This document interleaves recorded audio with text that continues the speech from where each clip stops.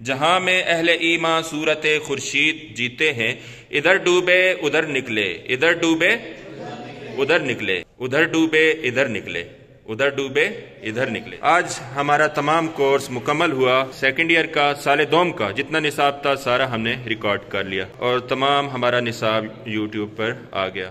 بسم اللہ الرحمن الرحیم۔ کل ہم نے علامہ اقبال کی نظم جواب شکوہ پڑھی تھی اور یہ نظم اس کی ہیئت ہے مسدس ترکیب بند۔ کچھ حصہ کل ہم نے اس کا پڑھا تھا اور آج اس کا بقیہ حصہ ہم پڑھیں گے، تو بند دیکھیے۔ تو نہ مٹ جائے گا ایران کے مٹ جانے سے، نشے میں کو تعلق نہیں پیمانے سے، ہے عیاں یورش تاتار کے افسانے سے، پاسباں مل گئے کعبے کو صنم خانے سے، کشتی حق کا زمانے میں سہارا تو ہے، عصر نو رات ہے دھندلا سا ستارہ تو ہے۔ اس بند میں مشکل الفاظ دیکھیے۔ نشے میں، شراب کا نشہ، شراب کی تاثیر، پیمانہ شراب کا پیالہ جس میں شراب ڈالی جاتی ہے، عیاں ظاہر، یورش تاتار تلمی ہے۔ اس بند میں آپ لکھیں گے کہ تلمی کا استعمال ہوا ہے۔ پاسباں محافظ، صنم خانہ بت، کشتی حق، حق کی کشتی، عصر نو جدید زمانہ، تو یہ اس کے مشکل الفاظ کے معنی ہیں۔ تو علامہ کہہ رہے ہیں کہ ملک چھن جانے سے مسلمان نہیں مٹ جائے گا، کیونکہ مسلمان کا تعلق دین اسلام سے ہے اور دین اسلام تا قیامت موجود رہے گا۔ تو تاتاریوں کے حملے سے بغداد کے بے عمل مسلمان مٹ گئے، لیکن ہلاکو کی اولاد مسلمان ہو گئی، پاسباں مل گئے کعبے کو صنم خانے سے۔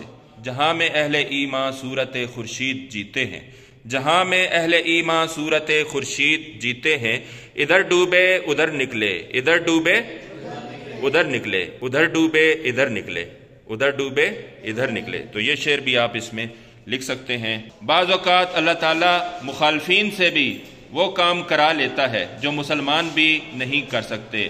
ہلاکو کی اولاد مسلمان ہو گئی اور اسلام کی تقویت کا باعث بن گئی۔ تو اس کشتی کا کھیون ہار ہے، محافظ ہے اس دین حق کی کشتی کا، کشتی حق کا زمانے میں سہارا تو ہے، محافظ ہے۔ تو شراب کی تاثیر شراب کے پیالے میں نہیں ہوتی بلکہ کس میں ہوتی ہے؟ شراب میں ہوتی ہے۔ نشے میں کو تعلق نہیں پیمانے سے۔ اگر ایرانی سلطنت مٹ بھی جائے تو باقی رہے گا، کیونکہ تیرا تعلق کس سے ہے؟ دین اسلام سے ہے۔ تو خوف نہ کر، تو غم نہ کر کہ ملک چھن جائے گا تو مسلمان بھی مٹ جائیں گے، ایسی بات نہیں۔ مسلمان نہیں مٹ سکتا کیونکہ اس کا تعلق کس سے ہے؟ دین اسلام سے ہے۔ تو اگر چاہے کتنی ہی بڑی سلطنت چھن جائے تجھ سے، تو اس کا تعلق اس سے نہیں ہے کہ مسلمان بھی مٹ جائیں گے۔ مسلمان ہمیشہ موجود رہیں گے اور دین اسلام یہ بھی موجود رہے گا۔ اس کے بعد بند دیکھیے۔ مثل بو قید ہے غنچے میں پریشان ہو جا، رخت بردوش ہوائے چمنستاں ہو جا، ہے تو نک مایا تو ذرے سے بیاباں ہو جا، نغمے موج سے ہنگامہ طوفاں ہو جا، قوت عشق سے ہر پست کو بالا کر دے، دہر میں اسم محمد صلی اللہ علیہ وسلم سے اجالا کر دے۔ خاتم النبیین۔ مثل بو قید ہے، مشکل الفاظ دیکھیے۔ غنچے میں جب پھول بند ہوتا ہے، کلی ہوتی ہے، اسے کیا کہا جاتا ہے؟ غنچہ۔ مثل بو قید ہے غنچے میں پریشان ہو جا، یہاں یہ مراد نہیں ہے کہ تو ٹینشن لے یا پریشانی میں مبتلا ہو جا، بکھر جا۔ اس کی زلفیں پریشان ہیں، بکھری ہوئی ہیں، تو پریشان ہو جا، بکھر جا، خوشبو کی طرح پھیل جا۔ کیا لکھیں گے؟ خوشبو کی طرح پھیل جا۔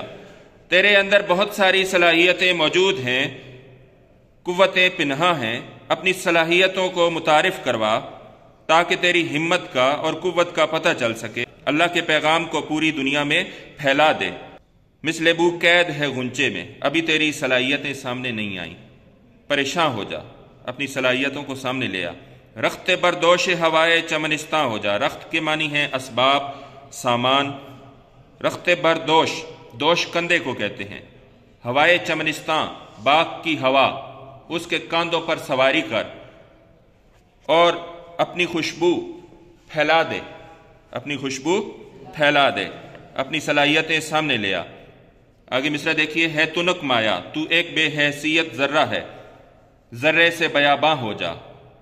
ذرے سے صحرا کی طرح وسیع ہو جا، تو ایک بے حیثیت ذرہ ہے، صحرا کی طرح وسیع ہو جا، نغمہ موج سے ہنگامہ طوفان ہو جا۔ نغمہ موج، لہر کا ساز، نغمہ موج سے ہنگامہ طوفان ہو جا، تیری موج میں سینکڑوں طوفان خوابیدہ ہیں۔ ابھی تو لہروں کے ترنم کی طرح ہے، لہر جب گاتی ہے، گنگناتی ہے، ابھی تیری حالت بالکل ویسے ہی ہے، لیکن تیرے اندر سینکڑوں طوفان چھپے ہوئے ہیں۔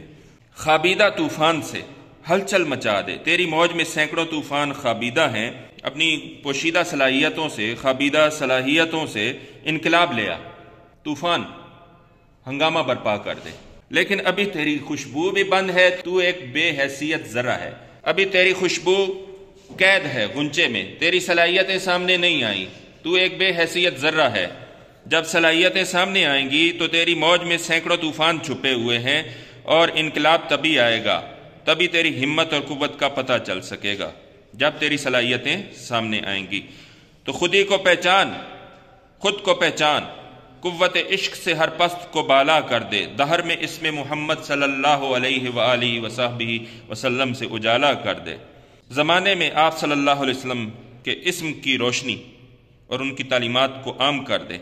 پست اور بالا یہ صنعت تضاد کا استعمال ہوا ہے۔ معنی کیا ہے؟ اللہ اور اس کے رسول کی محبت اور پیغام کی روشنی لے کر نکل، اس سے پست بھی بلند ہو جاتے ہیں۔ آپ تشریح میں لکھیں گے کہ صنعت تضاد کا استعمال ہوا ہے، خود ہی کو پہچان، خود کو پہچان، کہ اس سے تو خود کو پہچانے گا، پست بھی بالا ہو جائیں گے۔ ہر کوئی مست ذوق تن آسانی ہے، ہر کوئی مست ذوق تن آسانی ہے، تم مسلمان ہو یہ انداز مسلمانی ہے۔ حیدری فخر ہے، نے دولت عثمانی ہے، تم کو اسلاف سے کیا نسبت روحانی ہے۔ وہ زمانے میں معزز تھے مسلمان ہو کر، اور تم خوار ہوئے تارک قرآن ہو کر۔ مسلمان سستی اور غفلت میں پڑے ہوئے ہیں، کیا تمہیں یہ بات زیب دیتی ہے؟ وضع میں تم ہو نصارہ تو تمدن میں ہنود، یہ مسلمان ہیں جنہیں دیکھ کے شرمائے یہود۔ تو یہ بھی اقبال نے کہا، تمہاری حالت تو آج یہ ہے کہ غفلت میں پڑے ہوئے ہو، سستی میں پڑے ہوئے ہو، تمہارے پاس کچھ بھی نہیں ہے۔ اس میں صنعت تلمیح ہے۔ کون سی صنعت تلمیح؟ صنعت تلمیح کیا ہے؟ حیدری فخر، حیدری فخر، حضرت علی رضی اللہ تعالی عنہ جیسی درویشی، قناعت پسندی، وہ نہیں تمہارے پاس۔ تمہارے پاس نے دولت عثمانی ہے، نے بھی حرف نفی ہے۔ تمہارے پاس حضرت عثمان غنی رضی اللہ تعالی عنہ جیسی دولت بھی نہیں، نہ ان جیسی سخاوت ہے۔ اور تم کو اسلاف سے کیا نسبت روحانی ہے، تمہیں اپنے آباء و اجداد سے کوئی نسبت نہیں، کہ تو گفتار وہ کردار، تو ثابت وہ سیارہ، تجھے آباء سے اپنے کوئی نسبت ہو نہیں سکتی، کہ تو گفتار وہ کردار، تو ثابت وہ سیارہ۔ تو وہ لوگ تھے، بامن لوگ تھے، جبکہ تو ایسا نہیں ہے۔ تیرے پاس دولت بھی نہیں، تیرے پاس حکومت بھی نہیں، تیرے پاس عزت و وقار کچھ بھی نہیں ہے تیرے پاس۔ وہ زمانے میں معزز تھے مسلمان ہو کر، قرآن و سنت سے پہلو تئی کرتے ہو، اور قرآن و سنت کے پیغام کو تم نے بھلا دیا ہے، تم خوار ہوئے تارک قرآن ہو کر۔ تمہارے آباء و اجداد تو بڑے عزت والے لوگ تھے، ان کی عزت تھی زمانے میں، جاہ و جلال تھا، شان و شوکت تھی، اور انہوں نے قرآن کے پیغام کو پھیلایا، قرآنی تعلیمات پر عمل کیا، تو وہ ایسے لوگ تھے۔ عقل ہے تیری سپر، عشق ہے شمشیر تیری، میرے درویش خلافت ہے جہانگیر تیری۔ ماں سوا اللہ کے لیے آگ ہے تکبیر تیری، تو مسلمان ہو تو تقدیر ہے تدبیر تیری، تو مسلمان ہو تو تقدیر ہے تدبیر تیری۔ کی محمد رسول اللہ صلی اللہ علیہ وسلم خاتم النبیین، کی محمد سے وفا تو نے تو ہم تیرے ہیں، یہ جہاں چیز ہے کیا لوح و قلم تیرے ہیں۔ نیچے بانگے درا لکھا ہوا ہے، اس میں سے یہ نظم لی گئی ہے، بانگے درا، قافلے کی گھنٹی۔ مشکل الفاظ دیکھیے، سپر ڈھال، شمشیر تلوار، میرے درویش خلافت ہے جہانگیر تیری، دنیا بھر میں تیری حکومت ہوگی۔ عقل کو ڈھال بنا، عشق کو تلوار بنا، عشق کو تلوار بنا، خدا کی کبریائی کا اعلان کر، پوری دنیا میں تیری حکومت قائم ہوگی۔ اب یہاں دیکھیے صنعت تفریق کا پھر استعمال ہوا ہے۔ عقل کی ڈھال تجھے کفار کی چالوں سے محفوظ رکھے گی، اور عشق کی شمشیر مخالف قوتوں کو تہس نہس کر دے گی، عشق کی تلوار طاغوتی قوتوں کو تہس نہس کر دے گی۔ تو اللہ اور اس کے رسول صلی اللہ علیہ وسلم کی اطاعت سے تدبیر تقدیر میں بدل جائے گی، دنیا بھر پہ تیری حکومت ہوگی۔ لیکن شرط یہ ہے کہ اللہ اور اس کے رسول سے وفا کر، اللہ اور اس کے رسول کی اطاعت کر۔ اور لوح و قلم کے معنی کیا ہے؟ دیکھیے، یہ جہاں چیز ہے کیا لوح و قلم تیرے ہیں، تقدیر بھی تیرے ہاتھ میں ہوگی۔ اللہ اور اس کے رسول کی جب تو اطاعت کرے گا تو تیری تدبیر تقدیر میں بدل جائے گی۔ خدا کے احکام کی تختی اور اس کے لکھنے کا قلم، اسے کیا کہا جاتا ہے؟ لوح و قلم۔ لوح و قلم کے معنی تقدیر، تیری تدبیر تقدیر میں بدل جائے گی، پوری دنیا میں تیری حکومت قائم ہوگی۔ خدا کی کبریائی کا اعلان تو کر، عقل کا استعمال کر، عقل کو ڈھال بنا اور عشق کو تلوار بنا، عشق والا تو بن، جذبہ عشق پیدا کر اپنے اندر، سب کچھ تیرے پاس آ جائے گا۔ لیکن تمہاری آج حالت یہ ہے کہ قرآن و سنت کے پیغام سے پہلو تئی کرتے ہو۔ تو شکوہ، شورۂ آفاق نظم شکوہ 1911 میں اقبال نے لکھی، مسلمانوں کے ماضی کی شان و شوکت کا بیان کیا اور دور حاضر کے مسلمانوں کے زوال پر اللہ تعالیٰ سے شکوہ کیا۔ جواب شکوہ نظم 1913 میں شکوہ کے جواب میں لکھی، جس میں اللہ تعالیٰ کی زبانی دور حاضر کے مسلمانوں کی بے عملی اور زوال کے اسباب بیان کیے علامہ نے۔ تو اب دیکھیے پہلے سوال کا کیا جواب ہے؟ کون سی ہیئت ہے اس نظم کی؟ مسدس ترکیب بند، مسدس ترکیب بند ہے اس کی ہیئت۔ شکوہ سن کر فرشتوں نے کن خیالات کا اظہار کیا کہ گستاخ و شوخ آسمان پہ کیسے پہنچ گیا، یہ عاجزی سے ناواقف ہے، اسے تو بات کہنے کا سلیقہ بھی نہیں۔ اس نظم میں موجودہ دور کے مسلمانوں کی کن کمزوریوں اور خامیوں کا ذکر کیا گیا ہے؟ جوہر قابل ہی نہیں، اور یہ بے عمل لوگ ہیں، نہ ان کے پاس کردار ہے، اور یہ بت گر ہے، انہوں نے نئے بت تراش لیے ہیں۔ وہ میں آپ کو بتاتا ہوں، آگے سوال آ رہا ہے کہ کون کون سے انہوں نے بت تراش لیے ہیں۔ تو اس نظم سے ایسے مصرے چن کر لکھیں جن میں صنعت تلمیح کا استعمال ہو۔ تو بت گر، یورش تتار، حیدری فقر، یہ ساری تلمیحات ہیں۔ اس نظم کا نام جواب شکوہ کیوں رکھا گیا؟ تو یہ شکوہ کا جواب ہے، خدا کی طرف سے مسلمانوں کو آئینہ دکھایا گیا ہے کہ اگر تم زوال پذیر ہو تو اس کی وجوہات کیا ہیں اور تم کیوں ناکام ہو، تمہاری اپنی بے عملی ہے۔ تو شکوہ پہلے اقبال نے نظم لکھی تھی تو اس پہ بہت سارے لوگوں نے تحفظات کا اظہار کیا تھا، پھر علامہ اقبال نے اس کا جواب بھی خود ہی دیا کہ اس کی وجہ کیا ہے۔ خدا کی زبانی مسلمانوں کو آئینہ دکھایا گیا، بت بھی نئے۔ یہ کون کون سے بت ہیں؟ قومیت پرستی کا بت ہے، وطن کی پوجا، مغربی تہذیب کے دل دادا ہو، یہ سارے بت ہیں، تم نے نئے بت تراش لیے ہیں۔ آخری بند میں کس چیز کو مسلمانوں کی شمشیر کہا گیا؟ جذبہ عشق کو۔ امتی نبی کریم صلی اللہ علیہ وآلہ وسلم کی رسوائی کا کیسے باعث بنتے ہیں؟ اپنی بے عملی سے بنتے ہیں، اخلاقی برائیوں کی وجہ سے۔ حضور سے محبت کرنے کا کیا انعام ہے؟ دنیا اور آخرت کی کامیابی کی ضمانت۔ دنیا میں کس کے نام کی برکت سے روشنی کرنے کی تلقین کی گئی ہے؟ اس میں محمد صلی اللہ علیہ وآلہ وسلم سے۔ نبی کریم صلی اللہ علیہ وسلم سے محبت کرنے کا کیا انعام ہے؟ دنیا اور آخرت کی کامیابی کی ضمانت۔ اور امتی کیسے رسوائی کا کیسے باعث بنتے ہیں؟ اپنی بے عملی کی وجہ سے، اخلاقی برائیوں کی وجہ سے۔ اعراب لگائیے۔ منفعت، مصلحت، رمضان، اسرار، سپر۔ تو یہ میں نے آپ کو الفاظ بتائے، اس طرح آپ اس پہ اعراب لگائیں گے، حرکات۔ وہ زمانے میں معزز تھے مسلمان ہو کر اور تم خوار ہوئے تارک قرآن ہو کر۔ تم نے قرآنی تعلیمات کو بھلا دیا، قرآن کے پیغام کو بھلا دیا۔ اب اس میں ایک انتہائی اہم سوال ہے۔ اہم سوال کون سا ہے؟ سوال نمبر 3 دیکھیے۔ کلام میں دو چیزوں کا ذکر کر کے دونوں کے درمیان فرق بتانے کو صنعت تفریق کہتے ہیں۔ اس نظم میں کم از کم 3 ایسے اشعار تلاش کریں جن میں صنعت تفریق موجود ہو۔ تو یہ آپ نے دیکھنا ہے، پہلے آپ کو بتا چکا ہوں تشریح میں، بت شکن اور بت گر اور عقل ہے تیری سپر، عشق ہے شمشیر تیری، تو اس طرح کے اشعار خالی جگہ پر کریں گے آپ۔ جواب شکوہ دراصل اقبال کی ایک اور نظم کس کا جواب ہے؟ شکوہ کا۔ آئی آواز غم انگیز ہے، افسانہ تیرا قدسی الاصل ہے، رفت پہ نظر رکھتی ہے، بات کرنے کا سلیقہ نہیں نادانوں کو، بات کرنے کا سلیقہ نہیں نادانوں کو۔ فارسی تراکیب بھی اس نظم میں استعمال ہوئی ہیں۔ فارسی تراکیب کون سی ہیں؟ تگ و تاز، دنائے رموز، خوگر، منتظر فردا، جلوہ طور، فتنہ گر، اشک بیتاب۔ اور نیچے انتہائی اہم سوال ہے، نظم کی تعریف یہ آپ کو پتہ ہونی چاہیے۔ نظم کے لفظی معنی ہے پرونا، جیسے موتی لڑی میں پروئے جاتے ہیں۔